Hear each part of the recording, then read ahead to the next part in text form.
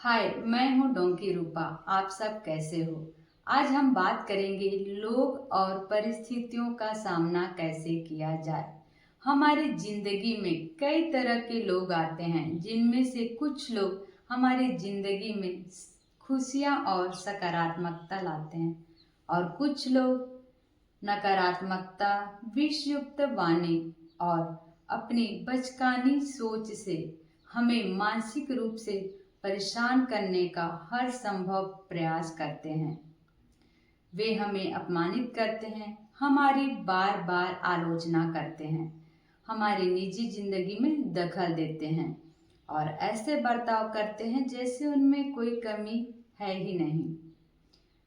ऐसे लोगों की वजह से हमारी मन की शांति भंग हो सकती है और अक्सर ऐसे लोग हमारे अपने ही घर के रिश्तेदार, करीबी जान पहचान वाले हो सकते हैं। उनके पास डिग्रियां, प्रमाण पत्र भी हो सकते हैं, लेकिन अक्सर वे लोग अशिक्षित, असंस्कारी और भावनात्मक रूप से अपरिपक्व होते हैं। उनका सबसे बड़ा मनोरंजन ही हमें परेशान करके मिलता है।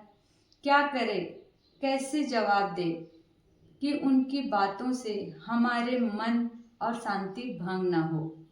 पहला सबसे बड़ा तरीका है प्रतिक्रिया न देना।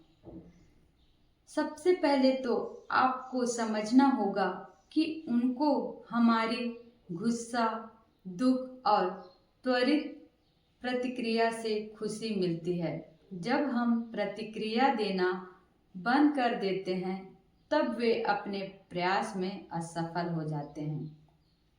प्रतिक्रिया न देने का मतलब यह नहीं है कि हम उनके द्वारा किए गए अपमान को सहन करते रहें। इसका मतलब यह है कि हम उनके कार्यों और शब्दों को अपने मन में हावी न होने दें। शांत रहना ही उनके विषयुक्त वाणी का सबसे बड़ा जवाब है।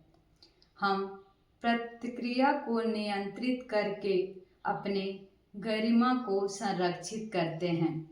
दूसरा, शांत और दृढ़ तरीके से जवाब दें। उनके बातों और व्यवहार से यदि आपके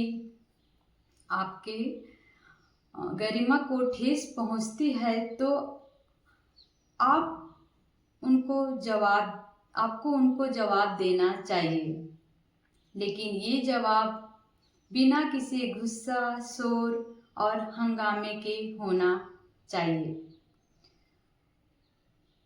शांत स्वर में उनसे कहे, देखिए, मैं आपकी बातों को समझती हूँ, लेकिन इस तरह के व्यवहार को मैं बर्दाश्त नहीं करूँगी।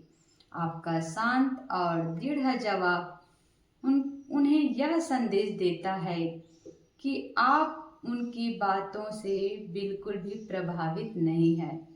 तीसरा, धैर्य बनाए रखें और मन में शांति बनाए रखें। उनकी बातों से आपके अंदर गुस्सा आना स्वाभाविक है, लेकिन प्रतिक्रिया देना आपकी सबसे बड़ी गलती हो सकती है। उनके बातों से तुरंत प्रतिक्रिया देने के बजाय आप शांत रहे, गहरी सांस लें। याद रखें, शांति से किया गया फैसला हमेशा सही होता है। चौथा, उनकी सोच को व्यक्तिगत रूप से न लें। ऐसे लोग अपने शब्दों और व्यवहार से अपनी ही कमियों को छिपाने की कोशिश कर रहे होते हैं। उनकी आलोचना को मन में हावी न होने दें। सोचे कि नकारात्मकता ही उनके व्यक्तित्व का हिस्सा है, आपका नहीं। पांचवा, अपनी ऊर्जा को सही दिशा में लगाए। उनकी बातों पर ध्यान देने के बजाय अपनी ऊर्जा को अपनी सफलता और खुशी में लगाए। आपका कामयाब ही उनके लिए सबसे बड़ा जवाब है। अपनी प्रगति को प्राथमिकता दें। सफलता ही सबसे बड़ा बदला है।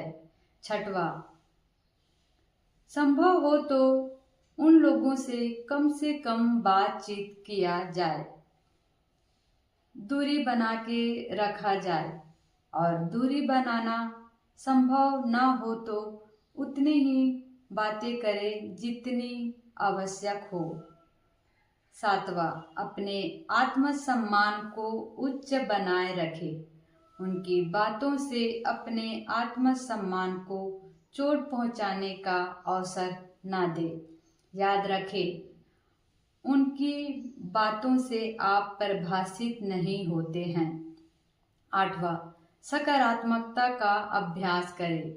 हर दिन सकारात्मक विचारों और कार्यों का अभ्यास कर खुद को मजबूत बनाएं।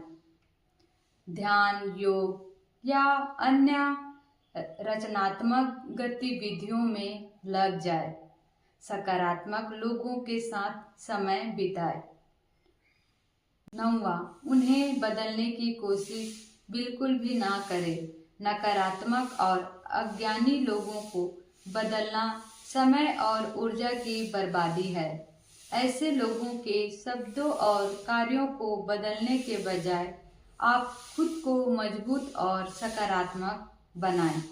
10वां, अपनी खुशियों को प्राथमिकता दें। याद रखें, आपकी मानसिक शांति और खुशी सबसे महत्वपूर्ण है। अपनी खुशियों को किसी नकारात्मक लोगों के बातों पर निर्भर न होने दें।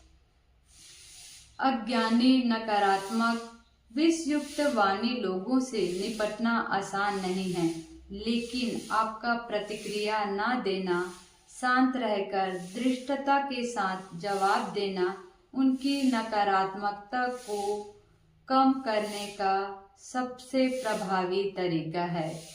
अपने ऊर्जा और शक्ति को अपनी सफलता पर लगाएं। याद रखें, आपका सफलता होना, कामयाब होना उनके लिए सबसे बड़ा जवाब है। मैं प्रतिक्रिया नहीं करने का चुनाव करूंगी। लोग और परिस्थिति मुझ पर अपनी शक्ति खो देंगे। आप सभी का मंगल हो।